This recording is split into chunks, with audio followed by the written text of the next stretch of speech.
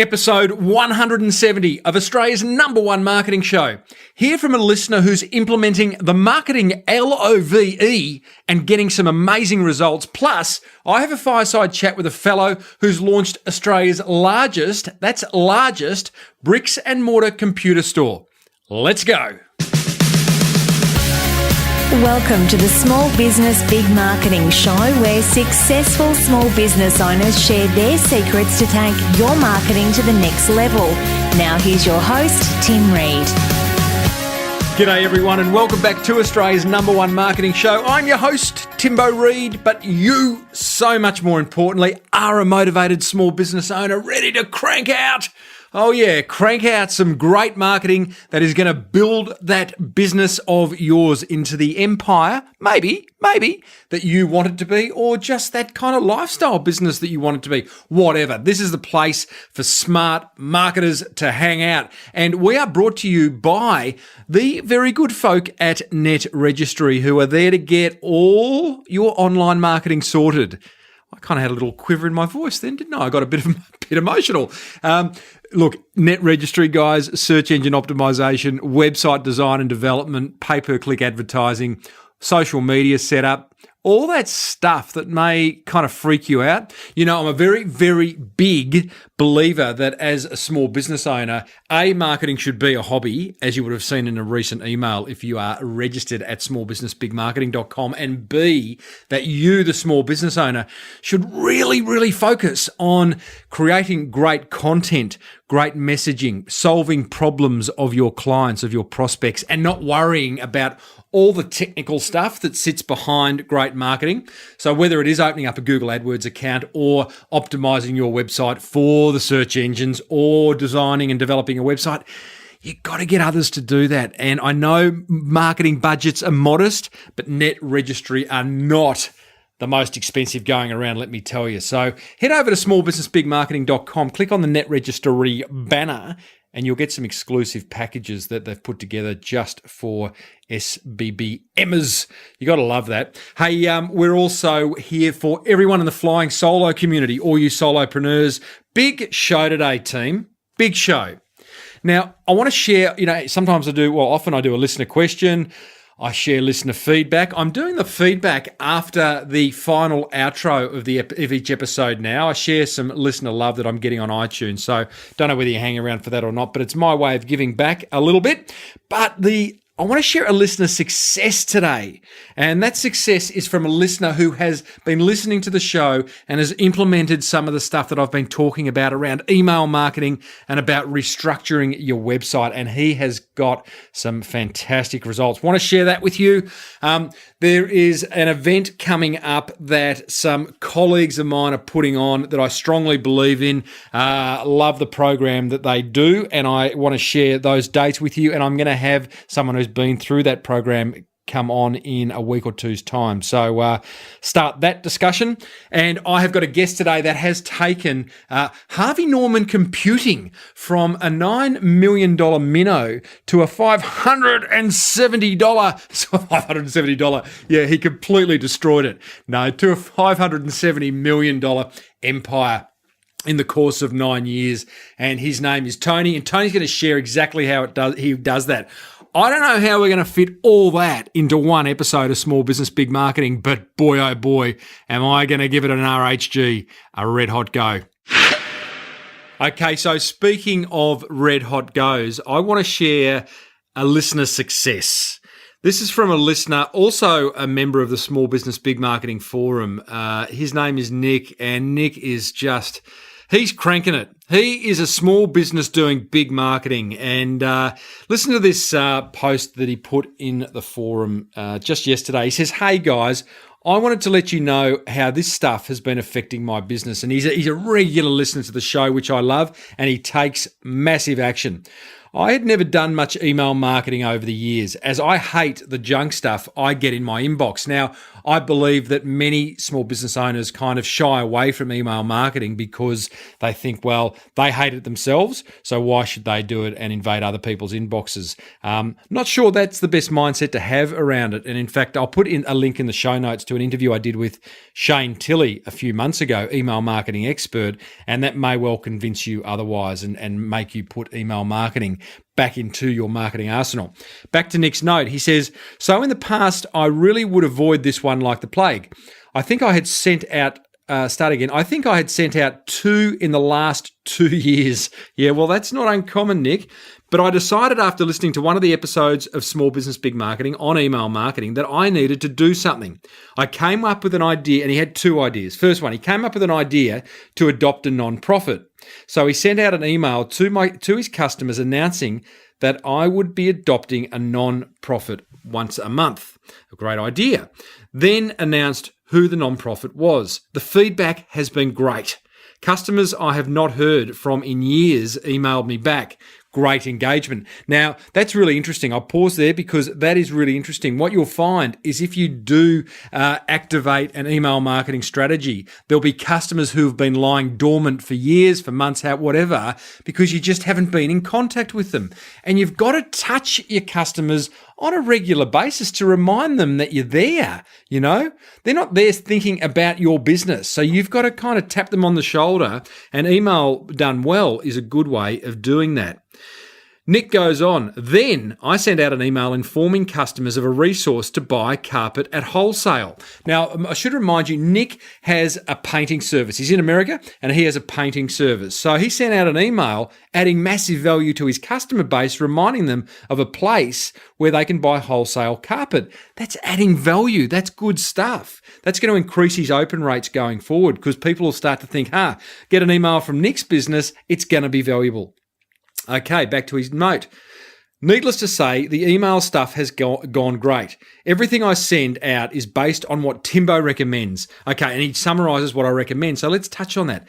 Little to no pics. Yeah, correct. Like, cut to the chase. Don't pretty it up for the sake of prettying it up's sake. You know, those email templates that you're seeing in a lot of the email newsletter services, they just make you look good. They don't necessarily add any commercial value to your message. One idea. Right, one idea, one email. Focus, focus, focus, so people can focus. And in a note format. So not the big fancy glitzy newsletters with lots of bling, but just do it. I mean, my emails that come from smallbusinessbigmarketing.com are very much, they look like text emails. They're actually HTML because they've got little links in them. But yeah, just a nice, clean note, I think works quite successfully. And Nick, it is for Nick as well. Nick goes on to say, open rate has been over 50%. That's outstanding. That is outstanding. My plan is to send out an email blast twice a month. Now, that's interesting in itself because he's committed to a schedule of emails to go out, not haphazard anymore. So that sets an expectation in the mind of Nick's customers and prospects. So they kind of get used to receiving it. Think about what the big advertisers do. They use frequency, so why shouldn't we? All right. Nick then goes on to say, that is big. That is the big one that has been obvious. Content creation has also been another big focus. After I restructured, updated my website based on feedback from Timbo, I've had the best January ever so far, and it is only halfway through. Oh, Nick, that's such a great testimonial. Thank you, mate. We usually don't see this much activity until mid-February. At the rate we are going, we might hit a sales volume of, and he puts the dollar figure in there, but I won't share that for privacy's sake. But he goes on to say, which is usually what we see in our peak springtime season. I am confident that this year is going to be great from a sales perspective and a profit perspective. Now, that's interesting. He rejigged, Nick's, again, been listening to the show, been having chats inside the forum, and he's made some changes to his website. Not necessarily massive changes, but little pivots that have improved the communication of what his business does. It's become more benefit driven. He's deleted things that just weren't getting traction, which is clogging up the communication process. So, Nick, well done. And I wanted to share that with all listeners because everyone can do that, okay?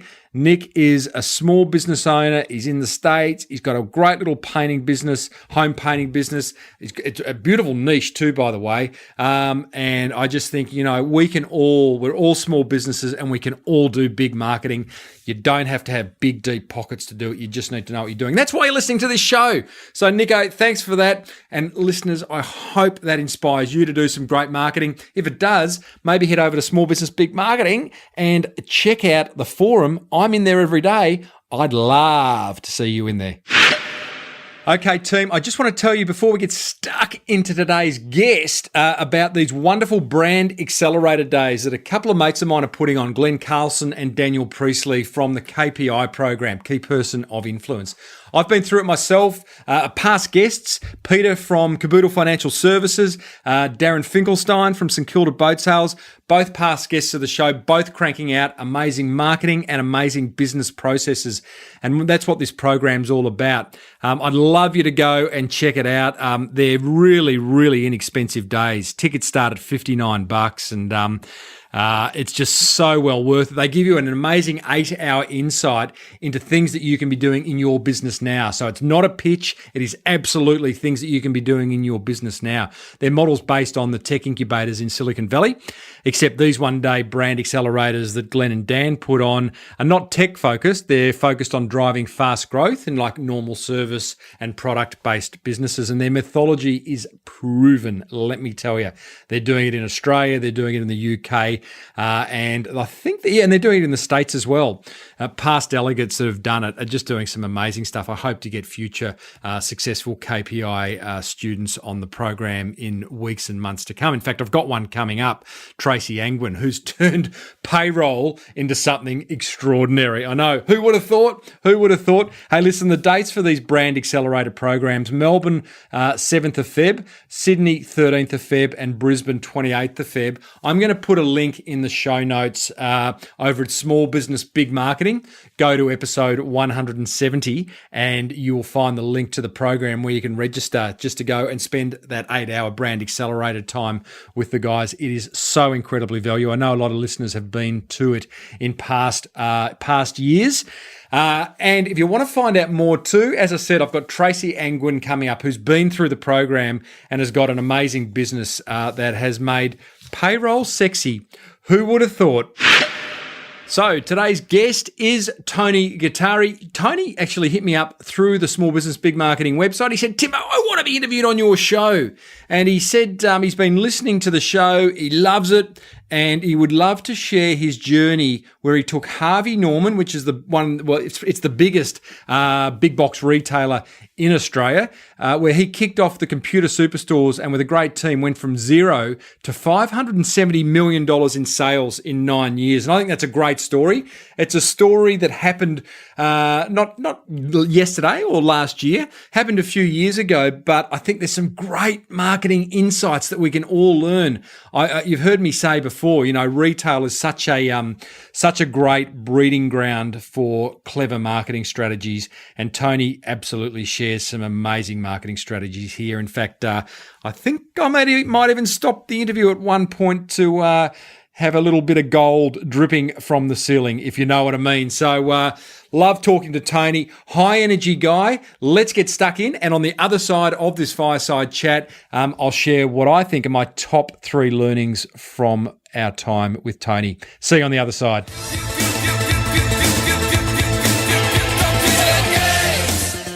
Tony Gattari from the Achievers Group. Welcome to Small Business Big Marketing. Thanks, Timbo. Thanks for having me. Mate, long-time listener, first-time caller. Yes. I'm a mate of mine actually put me onto your show and he said, have you listened to this insane guy called Tim Reid? I said, no. I said, and I downloaded the podcast and I've probably been listening to you. I think I did one Sunday morning where I listened to 10 of your podcasts, one after the other. Jeez. Because I was actually doing a bushwalk for something like 3.5 hours. See, I find that really weird. I mean, I think it's weird that you listen to me 10 episodes in a row, but I get many emails from listeners saying they do. But I'm surprised at how many listeners say they listen to me in what I would consider quite beautiful settings, i.e. a bushwalk, and the last thing I'd want to hear is my dulcet tones. Yeah, I know, but at the end of the day, you actually got to invest in yourself, and sometimes the best time to do that is when you're in a comfortable zone where you can sort of just invest in your own mind. Yeah, interesting. No, and you get too much clutter at work, and you're not really taking it in because there are so many interruptions. Mm-hmm. So you just need a time that I find where you can just invest really heavily and listen to the content and understand what that content can do to your business. Interesting. So when you are out and about doing that, Tony, how do you obviously have a good memory because there's obviously ideas coming to you. How do you kind of capture them? On my iPhone, I actually take notes. I write stuff. I screen capture stuff. Anything in the moment, I would just sort of take that and then sort of say, hey, I could use that or as an idea. And it's just really interesting because I tend to listen to stuff that I'm not well equipped in. And your show in particular has got so much great content on new rules of marketing and that whole digital content side, which is really the big shift that has happened in marketing over the last 20-odd years. Massive shift, and you are you're a pretty big proponent of marketing, and obviously we're going to talk about that very shortly. You kind of you like me believe that marketing is kind of the oxygen of a business, so we will talk about that shortly. Tell me, I'm really interested because coming on this call, given your background, the Harvey Norman computer thing, and you're kind of a man of the moment, but you're a Skype virgin. What's that about? Well, yeah, I tend to use Google Hangouts. Skype is all relatively new to me. I tend to use Google. I've sort of ditched Outlook. I've ditched Microsoft, and I've gone with Google because I find Google so much more easier to use. Yeah, right. And because it's cloud-based and the accessibility of what that cloud actually does, and it's just I find it so much more useful. So how are you using Google Hangouts in your business? We use Google Hangouts, first of all, to do online chatting. We do Google Hangouts to use online conferencing. So I can actually have up to 16 people on one session. I can share screens, which is absolutely brilliant. The ability to share a screen because I'm doing so much advising and look at their financial data. So I'm pulling their information from the cloud and I'm actually going through their financial data with them in real time. Interesting. And that's really powerful stuff where you can actually show them stuff and you can say, hey, have you looked at this? Have you looked at this? So I don't have to travel so much anymore. I used to travel a lot, but I don't find the need to travel. I can still deliver the same value through technology. It's insane. I mean, what is available to us small business owners? Well, it's not just small business owners, but this is a small business show that is available to us in terms of productivity tools. It's quite insane. I've actually got an entire section in the Small Business Big Marketing Forum called The Factory, and the Factory section is where all the productivity tools that myself and other members are finding along the way. And it's quite brilliant, some of the stuff that's out there that just allows us to do more with less. Yeah, absolutely. So, imagine, something as simple as a Google Hangout has all of a sudden threatened the likes of Qantas because you're not travelling as much. Yeah, absolutely. And I'm staying at home more and I'm enjoying the family more and I'm much more productive too in terms of what I'm doing because I'm not travelling in insane Sydney traffic. Yeah. Now, Tony, I want to get all philosophical with you, but not just yet. Let's go back in time, mate, and set the scene as to why we're having a chat to you, Tony Gattari of the Achievers Group, because previously it was Tony Gattari of Harvey Norman, which at the time, or still is, Australia's largest retailer. But you had the idea of them starting a computer division many, many years ago. Tell us about that. Well, Tim, they actually did have a computer division, but it was a Mickey Mouse computer division. This is way back in 1990. Goodness me. They were called Harvey Norman Discounts. At that stage, Harvey Norman Discounts was predominantly only a New South Wales retailer. They had a couple of stores in Queensland, but we had not even entered the Victorian marketplace at that stage. And basically they had two stores selling computers. They were franchised. I think they had about 36 stores at that stage. And they were selling, things like the Commodore VIC-20, the Amiga, the Atari, dot LX1, LX100 Epson dot matrix printers, Amstrad computers. And I basically was a passionate marketing sort of evangelist. I worked for Johnson & Johnson.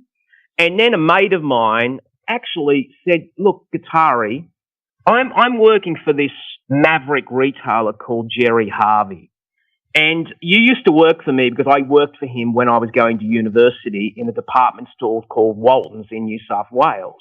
Mate, you are just bringing up some wonderful old brand names that have gone by the by. I know. And he basically rang me up and he said, look, Gattari, we're not going to pay you, okay, but what I'll do is that if you write this report, because I was like a quasi-consultant on the sides, I will get you in front of our chairman, who is Jerry Harvey, who even at that stage was a bit of a maverick retailer because he'd just broken away from Norman Ross Discounts and he started up Harvey Norman, and he started up the whole concept of we're going to beat you, a bit like the Aussie home loans concept of actually attacking an enemy. Okay, and that enemy was Norman Ross. And he rang me up and he said, just do the reports. And I, being a marketing person, I wrote this most atrocious report. It was 120 pages of pure waffle. What are we talking, mate? Mission statement, objectives, target audience? You got it. Boston Consulting Group. Oh, yeah. Did you have a matrix or two? Oh, mate, I had so many matrix. I thought it was like a magnificent trophy of my marketing prowess that I learnt from university. I presented it to Jerry, and Jerry, in his amazingly interesting way, looked at the report, highlighted the spelling mistakes to me. Nice. I'm an atrocious speller. And basically, I would never write a report that way anymore. I'm a 2-page person now. 2-page? Yeah, Jeez. 2-page. So, and he read the report. He rang me up the next day and he said, why don't you do it? Now, Tim, I didn't want to do it. I just wanted to get paid. I already had a job. I was in the palace of marketing. I was in fast consumer moving goods. You're in the mahogany office at Johnson & Johnson. Yeah, and it's like that's where you go. That's where you're told to go in marketing. You're told to go either to Unilever or Johnson & Johnson because that's where the action is. So he was very persistent. He is very charismatic. So in 1990, I joined a retailer called Harvey Norman Discounts. So you took up his offer. He said, you do it. And after a bit of, you're a young bloke. There wouldn't have been too much argy-bargy, but you saw the opportunity. Yeah, I was 27 years old and I said, let's give this a crack. And I was at the right place at the right time. I had certain skills. And the computer division, which was doing $12 million over the next 10 years that I was there, it was actually 9 years. We grew the division from $12 million to $580 million. And the most remarkable thing, Tim, is that the computer division, which represented 3% of the total turnover of the organisation when we joined, it was considered the joke of Harvey Norman. Why are we doing this? This is such a waste of time. And clearly it was incredibly labour intensive because we were selling computers to first time computer users. They were a bit like boomerangs. They'd always come back with problems. Well, the bloke at IBM wasn't he quoted as saying, the world will only never need 3 or 4? Oh, absolutely. And these computers weren't user friendly. There was no online support at that stage. So the retailer by default had to carry that support. And if you carried that support too far, any of the margin that you made in selling the product would be lost because of the servicing cost of actually assisting this virgin computer user. We are talking about first-time computer users who never used a computer in their life. Tony, I just want to, let's get philosophical because I think it's really interesting. You say you're at the right place at the right time, and the spiritual part of me says there's not really such a thing. You've made it happen, right? So let's get a bit woo-woo. You're probably being a bit humble, and I don't think you're a humble bloke. You made it happen, and I think there's a lot of people listening to this who would love to be proactive, would love to pounce on an opportunity that they see. But for whatever reason, it could be a simple lack of courage, don't want to be laughed at, don't want to be seen as silly, whatever it may be, are just never, ever actually going to find their Harvey Norman computer kind of idea. What do you say to them? Focus on direction, don't focus on perfection. Direction, not perfection. What do you mean by that? Look, mate, every business that I've run since then, even in Harvey Norman, we actually had it about 80% right. Okay? You don't need to get it right. You just need to do shit. Mm-hmm. And what we sometimes do is that we over-plan, we over-perfect, and we never launch. And what I've found out, it's really so much about momentum. We had nothing right in Harvey Norman. It was a bit like Star Trek. And the captain said, Captain, she's going to blow. It was almost like that every single day. That was definitely Star Trek, was it? I don't know what it is, but it's Star Trek, but that Scottish guy. And it was like we were growing at 140% every year, compounded growth.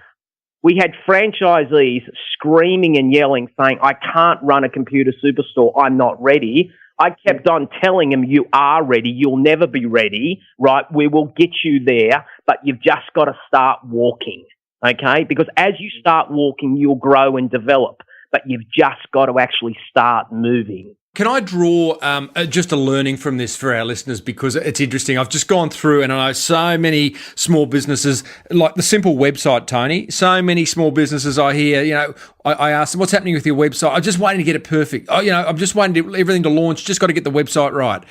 I've just relaunched the Small Business Big Marketing website and, like many small business owners, stuffed around with it for too long. What I've found is going live with the website, and I'm embarrassed, you're talking about launching a large bloody retailer that built up to a $580 million turnover. I'm talking about a website, but I think it's an important analogy is that once I got that website live, actually it wasn't perfect, but boy, it's much, much easier to make changes and improve it and push it forward now that it's live. Absolutely. And Tim, you're a speaker.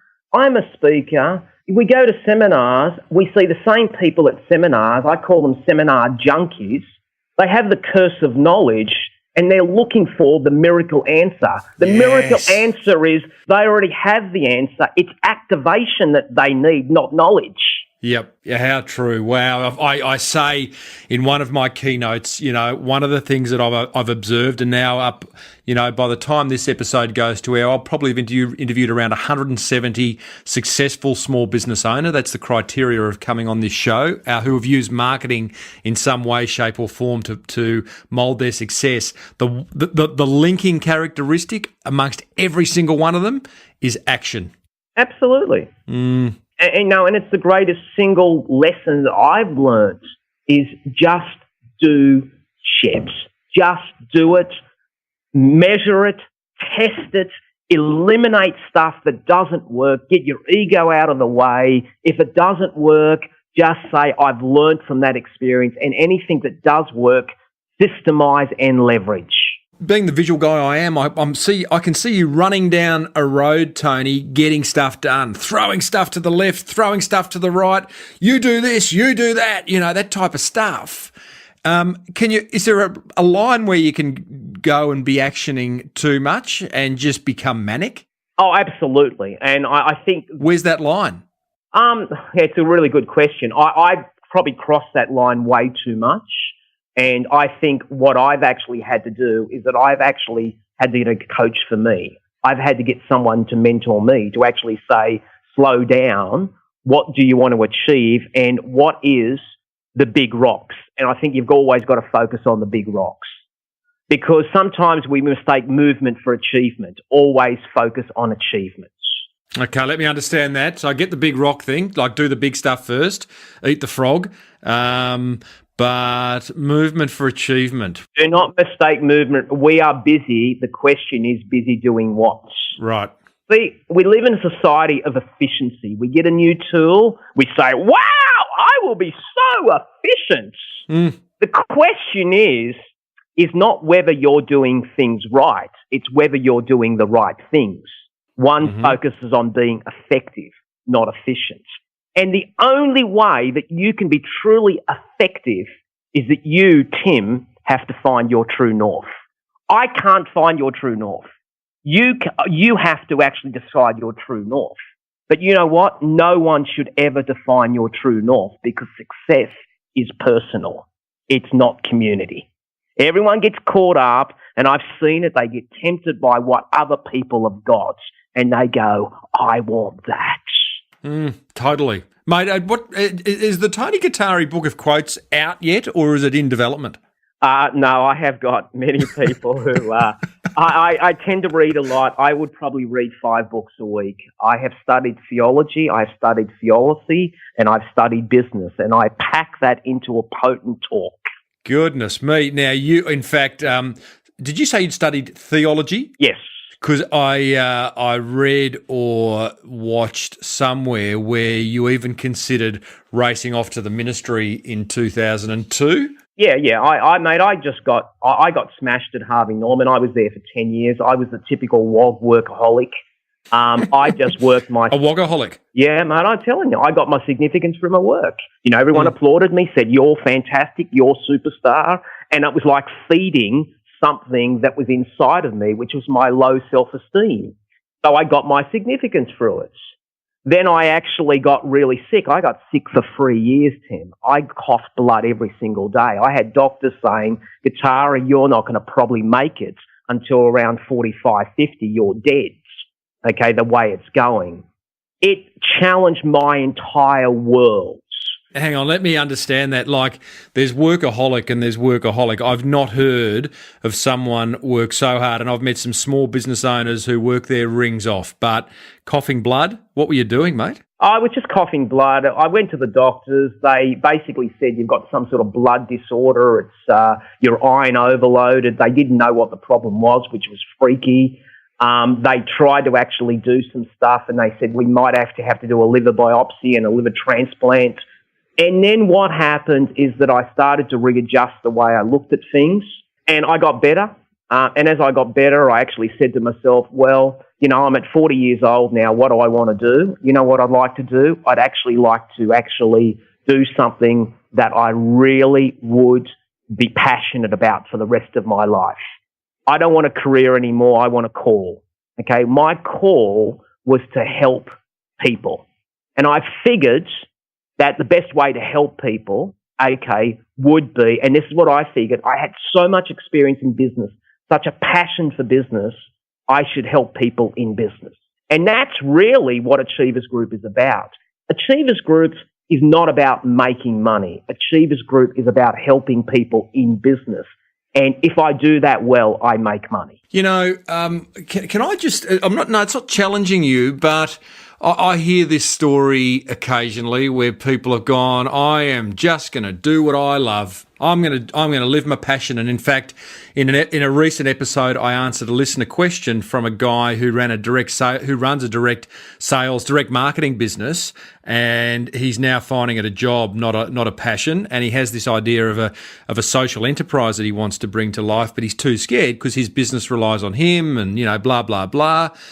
I'm guessing at that point, you'd done well at Harvey Norman. You'd got a little stockpile of dough in the bank. You got crook, but you have got this. You've determined to get better, but you have got some financial backing. I'm guessing at this stage. Correct me if I'm wrong. So you are financially secure. So it's pretty easy to go, I'm just going to go and do what I love. Well, Tim, I was financially secure, but, you've got to understand that my wife wasn't working and I had 2 children in Sydney private schools. The greatest single challenge I had from a monetary perspective was walking away from Harvey Norman and the security of income and then starting my own business and following my passion. Because ultimately I had to continue to support my entire family to the lifestyle that they were used to.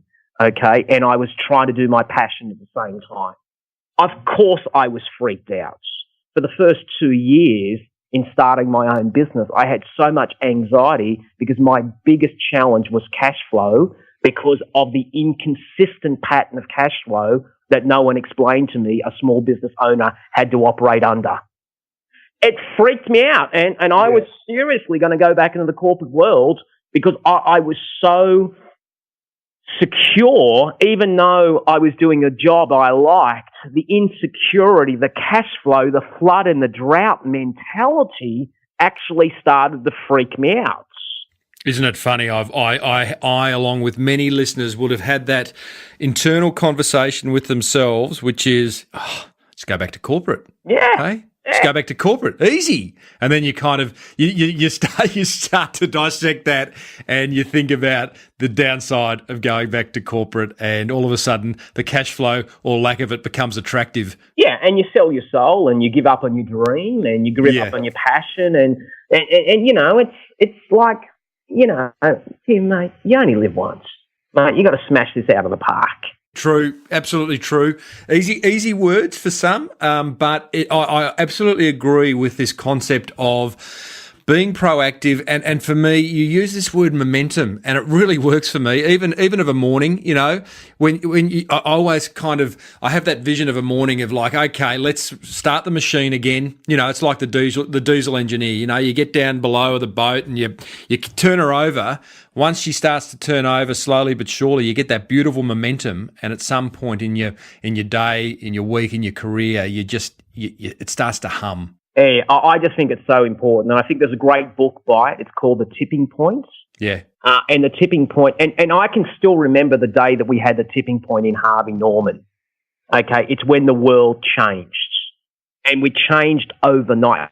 Can I share you the story? Yeah, go. Because it's a classic story of marketing, execution, implementation, and activation that happened in a 24-hour period. Okay, way back in effectively 1995, in August, and it was August the 24th, there was a monumental event in the computer industry. It was the launch of Windows 95. Now, this was a big deal, okay, because up to this stage, Windows as an operating system was not a what you see is what you get programming language. It was cumbersome, and this was Microsoft's attempt to compete with Apple from an operating system perspective. Now, we at that stage basically had 35 stores. Now, Windows 95 for a retailer was a big deal, and everyone in the marketplace was going to sell this at under RRP, like buy it for $134 and some idiot retailer would put $5 onto it and sell it at $139. We changed the play. I said to our people, what I would like to do, guys, and this has never been done in Australia before, I want to open up at midnight. I want to be the first country outside of New Zealand to be able to trade, and you can buy Windows 95 on that particular day, because they had an embargo. You couldn't sell the product before. You could have it in cage stock, but you couldn't sell it. Now, initially, there was an enormous amount of reluctance from the franchisees because they said, you are an idiot, Gattari. You do understand, if we open up our stores, you understand the labour costs associated to open up our stores? But not only that, because the computer stores were actually attached to the electrical and furniture sections, they actually had to physically open up the entire store. So I said to them, but man, this is going to work. And I convinced them that we're going to do it. Now, in order to do it, I actually had to then realise that I can't play the game like everybody else. We can't sell it at $139 because everyone else will be doing that. So what I then did, and one thing that I'm really good at asking, right? There's an old proverb, ask and you shall receive. So I figured to myself, this is a big deal, and I reckon there's a lot of other software companies that will want to tailor in the back end of Microsoft. So I rang up Semantic and I said, look, I'm about to buy 80,000 copies of Microsoft Windows 95.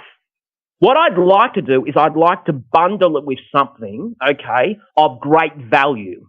And they had a product called Semantic Antivirus at that stage. It was selling for $99. I picked it up for $2. Love it. Okay, then I said to them, my God, that worked well. And then I found a struggling, almost on its death knees, business software package called Harvard Graphics. Now, Harvard Graphics in its day was a bit of a rock star product in the presentation area, but it was on its last legs, but it still had life. I could still see it was still alive and it had credibility in the marketplace. It was retailing for $599. I rang them up in Hong Kong and I spoke to them. I said, 80,000. Can you imagine, I said, the amount of software sales you're going to get on the next upgrade? I got it for $6. Oh, that's a rather large discount. I know, because I just went in there and I just sold it so hard. You'll get TV, you'll get radio, and I go, wow, that's fantastic. So you had Windows 95 at $139, but you had some extreme value added on. Yeah, and we put two other products. We put an encyclopedia called Webster's Encyclopedia. I think I picked it up for about $3 or $4. And Optus came to the party and they gave us something like $1,000 worth of gift vouchers. So effectively, Tim, at the end of the day, I was going to sell this product for $159 with all the bonuses, and I was able to show the value of and we called it the deal of the decade. This was huge. This was a monster. Okay, I rang up Harvey Norman and I said, Harvey Norman, I want all of the advertising for the month. That means there would be no furniture ads. There would be no sort of, there'd be no electrical ads. It was just for that window of opportunity that week. Okay, I would have all of the ads. So media intensity, okay, because this was freaky because the franchisees would be charged all the advertising costs. So I was going to blow the advertising budget in 1 week, okay? But she said, and Katie Page, who's Jerry's wife, said, yep, go ahead and do it. So I did it. We launched it. It was just... Now, before we launched it, I even did a press campaign because I knew the other retailers would try to do something. So what I wanted to do was I wanted to block them out. So we leaked this deal of the decade to the press, not an ad, a press. To the press. The press picked it up. Harvey Norman's doing the deal of this decade. This is insane. Okay, and then we launched on midnight. Now, I'm freaking out. I'm going, man, this could be the ultimate failure. No one could turn up. Now, in every single store, including Melbourne, because we had a few Melbourne stores open at that stage, we had queues of people for 300 people plus waiting at the doors to actually enter our stores at midnight in a cold, wintry day. Jerry Harvey hadn't seen anything like this. He went to our largest store, Auburn, because he was going to sell the first pack. Channel 9 was there. Channel 10 was there. The next morning, Harvey Norman was on the front page as a news story on the daily newspapers. Okay? Jerry was on the news with Channel 9 being interviewed about what he felt about computer software and how much he loved Bill Gates and how much he thinks Bill Gates should bring out Microsoft Windows every year. They want to get my gold on the ceiling. Tony, there's marketing gold right there, mate. There's a couple of big learnings there for listeners. One is ask. Just going right back to the very start, ask. And I don't think we ask enough. And it's amazing how many times you'll get yes when you think you were going to get no, and that's why you didn't ask. So big learning there. And your example reminds me of something I did on a smaller scale when I was at Flight Centre as marketing manager there. And again, just asking one of the wholesalers to embellish what they came to me with a package, a barley package. It included one massage, return airfares, airport transfers, 10 nights accommodation, one massage. Mate, I knew what the cost of that massage was. It was like $1 wholesale. And I went back to them and said, let's kind of up that and come back to me with something with, 10 massages, a fresh robe at the end of the bed, a spa treatment, all of which added about $20 to the wholesale cost. We repackaged it, called it the Bali Pamper Pack, and it went nuts. And the learning there is ask and then package it. Like your name, your dealer, your package name, which was Deal of the Century. I mean, it just puts some emotion around it. Yeah, and it does. And it just, you've got to make the irresistible offer. And you've got to have the courage and guts to not only be able to sell to your customers, but you've got to be able to pitch and present to your suppliers. Yes. And what they want is they have deep pockets. See, I knew something about our suppliers. Our suppliers weren't interested in profit. They were interested in market share. They were interested in exposure. I couldn't give them profits because the cost of doing business with Harvey Norman was greater than actually doing it with their traditional channel. But what I could give them is what they craved so much was exposure. I can tell you, Tim, in the early days of computers, every single branded computer manufacturer told us to piss off. They said, we will never, ever sell to Harvey Norman discounts. We don't want to go down there. We are very established with our computer resellers who they had 2,000 odds across Australia. They were doing very well with them. This is Compaq, IBM and Apple. When we first started business in computers, we didn't have any of those brands on our shelves. We had Olivetti, Triumph Adler, Commodore, we had Amiga, we had NEC, okay? We had secondary brands. But I'll tell you what I did. As soon as I got the first one over the line, which was Compaq, okay, I made sure that Compaq, every ad that Compaq had in Harvey Norman in the newspapers, they had early general news. I used to send the advertisement to the managing director saying, I just thought you would be interested in seeing your ad, which was on page 7. But here's what I then did. Okay, I sent the same ad to Apple and IBM. And I said to the MDs, this could be you. Why don't we just make a call? Nice. Because it's not like it's a Pantene ad. It won't happen overnight, but it will happen. And you know what? You've got to be persistent. You know, one of the things too that I love what you've done, and you respect marketing so much, Tony, is that you have you're not just marketing. Often I think as small business owners, we think we're just marketing to our consumer, to the customer, B2C, B2B, whatever we're doing, but you're marketing to suppliers, you're marketing to the media, you're marketing to the staff at Harvey Norman to get them on board. And marketing is about getting people on board at the end of the day. But it's having a vision. And you know what the purpose of the vision is? Your vision, you communicate to everybody. I was sharing the vision of what Harvey Norman Computers would be before we got there to our suppliers. They were so excited. They used to say to me, how can we get on board? Because as soon as they started to see the vision, they were inspired by it. So they actually wanted to jump on board, not for the sales, but for the momentum, because they themselves were inherently bored. And what they wanted is they wanted an exciting retailer that was doing stuff. Tony, tough question. Maybe not a tough question. Maybe it's just not there. I maybe haven't found it. But in your bio, there's lots of testimonials. There's not one from Jerry Harvey. No, there isn't one from Jerry Harvey because I've probably never asked for one for Jerry Harvey. Really? There's one from the many people who worked inside of Harvey Norman. Yeah, absolutely. Yeah, he still loves you? Yeah, I believe so. He spoke to me, I think he spoke to me a third party. He said Gattari was one of the best marketers we ever saw. It's just that, I felt that my time had come to an end at Harvey Norman. I was instinctively an entrepreneur. I was not an administrator. When the company grew to a certain level, I realised that the general manager was a different mould than I was. They were effectively looking for someone to administer and maintain the growth, not to explode the growth. I think, too, just listening to you, one of the things that one of your strengths is you know what your strengths are and you know what your weaknesses are. And correct me if I'm wrong, you're not a control freak. So you were smart enough to surround yourself with people to fill the gaps that you couldn't? Yeah, absolutely. My love is sales and marketing. How do you do that? I suppose it's easy when you're not a control freak, and again, I've many small business owners. It's their way or the highway.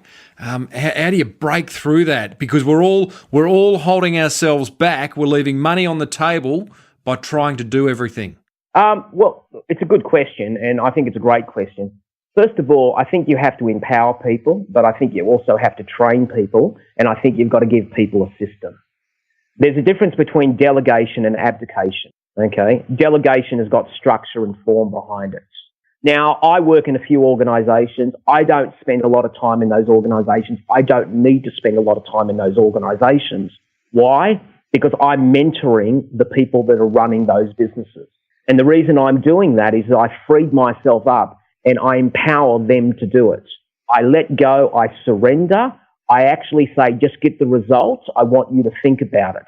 And I actually learned that from Jerry. Jerry is remarkable in one area. Jerry is the ultimate uncontrolled freak, okay? I was able to look at why this guy was so successful because he actually believed in you before you believed in yourself. I was very fortunate to work for a guy who put more faith in me than I had in myself. And as soon as he did that, I rose to the expectation of his belief about me, okay? He didn't say to me, you've done a crap job. He corrected me when I was needed to be corrected, but he basically left me alone to create the destiny for Harvey Norman computers. And it is a completely different model because in order to grow something, you actually have to release it. Yeah, great advice. Tell me, just on that, you say you've failed more than you've succeeded. I interviewed a fellow maybe 3 or 4 episodes back who lost 5 businesses in the Black Saturday bushfires up in Marysville a few years ago, and it was all about resilience and recovery. And his way of recovering and rebuilding was to look out beyond him and help others, help the community. He got his strength from that, and it helped him rebuild. You failed more than you've succeeded. How did you get back off your knees each time? Look, first of all, I probably have a different philosophical view about success and failure now. I just think it's a game, and I think you go through seasons. And the way I look at things now is that I don't take failure so much badly. In the past, I would have, because I would have associated failure with a failure of myself. So I've sort of distanced myself, and I can actually remove the emotion and say, I screwed up. And the first thing that I can actually do is when I've screwed up, I am comfortable enough telling people I screwed up. Because I think one of the greatest qualities of success is the ability to laugh at yourself. We get so caught up in pride and ego. I see it all the time because I still speak in the corporate world. And, just people so full of their own shit. Yep. Okay, and I reckon if you can humble yourself, if you can laugh at yourself, okay, and you can just laugh with others and share openly, there is great strength in that transparency. I love that, mate. I absolutely love that. If you can't laugh at yourself, you may as well shut the gate. Yeah, absolutely. And laugh to full stop. I've got a great mate, Ben, Dr. Ben, and I got the giggles the other day. We both got the giggles. 2 bloody little schoolboys sitting in a cafe, having a coffee, and I can't remember the circumstances, but we both got the giggles. And I said to him half an hour later, geez, I feel good after that because of whatever the giggles puts into your body, endorphins, it was just good. We've got to laugh more, Tone. Oh, absolutely. And we can't take ourselves that seriously. Remember, Tim, no one gets out alive. No one gets out alive. No one gets out alive. Okay. Listen, mate, I'm just going to go and get a coffee. And if you could just rattle off, I don't know, A quote a minute. I've done enough quotes, mate. I'm more My guest last week, I accused her of being a call to action machine, and subsequently one of my listeners has gone and only this morning emailed me a T-shirt that he's designed which says call to action machine. You're the quote machine, mate. You are absolutely the quote machine. We all love a good quote too, so don't take that as a criticism. I love them. I think they're inspiring. Thanks, Tim. Thanks. Tony Gattari from the Achievers Group, responsible for bringing Harvey Norman computers to Australia, and I'm guessing New Zealand. Well, yeah. Look, it wasn't me. Hey, hang on. Oh, it's all right. It wasn't you. You don't have to go into detail there. I'll just keep it to Australia. It's a team. Okay. With Here we go. Shitload of people. Well, okay, you can't build success. You told me as I put the mic before I hit record that it was all you. Oh, yeah, get real? What sort of wanker do you think I am? Okay. Tone. Hey, mate, that's great. Thank you for being such a supporter of the show too. I really appreciate that. And when you hit me up for an interview a few weeks ago, it was full of enthusiasm, and I think enthusiasm sells. I just think, mate, you've got a great show because, you don't do fluff, you do content. Good on you. Love your work. And I just think that's absolutely fantastic. Thanks, Tone. All right, cheers, mate.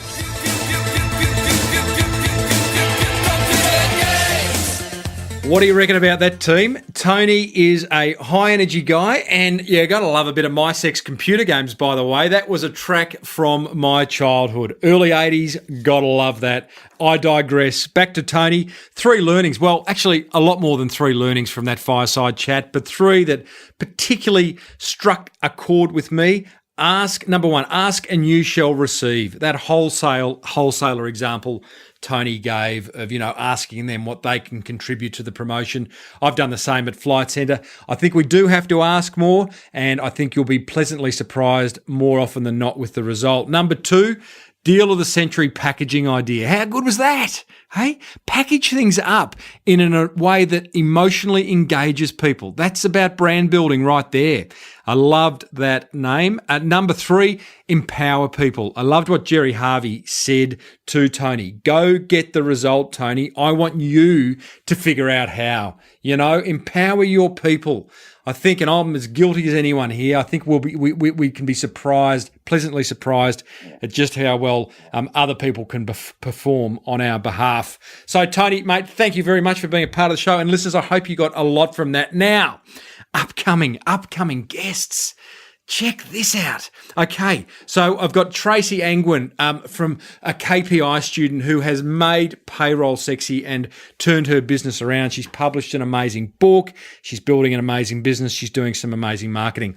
I am going to let you eavesdrop in on a private consulting session I did recently with a lady from Zimbabwe who hit me up for a bit of free mentoring. So I recorded that. I'm going to share that with you in the coming weeks. I have got an interview with the owner of health.com.au coming up, where we talk about the power of short one-word domain names. And I also have a fireside chat with the founder of the biggest online furniture store in Australia, according to IBIS World Research. His name's Dean, and Dean owns and started Milan Direct. So, hey, what about that? There is marketing gold just dripping from the ceiling. Don't worry, I won't play the track right there. Now, before I leave you, forum, Small Business Big Marketing Forum, head over to smallbusinessbigmarketing.com.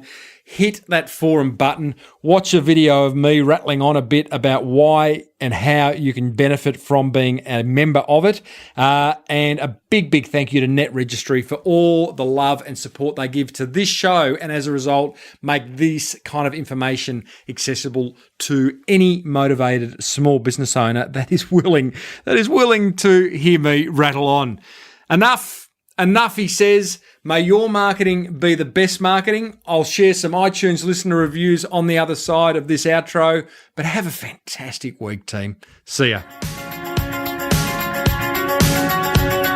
You've been listening to the Small Business Big Marketing Show with Tim Reid. Want more marketing goodness? Then visit smallbusinessbigmarketing.com. Okay, it's time to give back a little bit of listener love. Thank you so much to everyone who does leave a written review on the Apple iTunes store. Helps boost my ratings and my ego. This review is from Sean Sachs. He says, love this stuff, 5 stars. Thanks, Tim. Always feel motivated when listening to your podcast. Thanks always for your great content. Regards, Sean. This one's from Stewface. Stewface says, incredible podcast. Don't let this pass you by. 5 stars. Nice. I discovered this podcast 6 months ago. I listened to all 150 episodes. Every single one contained a few nuggets of gold. The lighthearted approach to business and marketing is a fantastic methodology to keep you enthralled episode after episode. Timbo, please keep up this incredible effort you put in each week. I'm finding it hard to wait between episodes after listening to them back to back for 6 months. Oh, Stu, that's very kind, mate. Thank you. And this one is from Shinoko. And Shinoko says, great motivation and mentoring, 5 stars. I recently heard Tim say that a long-time listener had described the podcast as being like a mentor for them. This was a thought I had had independently, and I'm glad that other people have had the same experience. I don't really have good business minds around me whose brains I can pick, so the guests on SBBM and Tim himself end up being like mentors in a way. That's nice. They keep my brain thinking about new possibilities and motivated. I started listening around November 2012 and started implementing changes in my business in the new year. We have doubled in revenue every month since January until we imploded and had to rethink how we were going to cope. Wow. Good problems to have. We're now restructuring the business a little more and all is looking very promising for the future. I recommend this podcast to anyone trying to build a small business. Guys and girls, thank you so much for those. Have a wonderful week. May your marketing be the best marketing.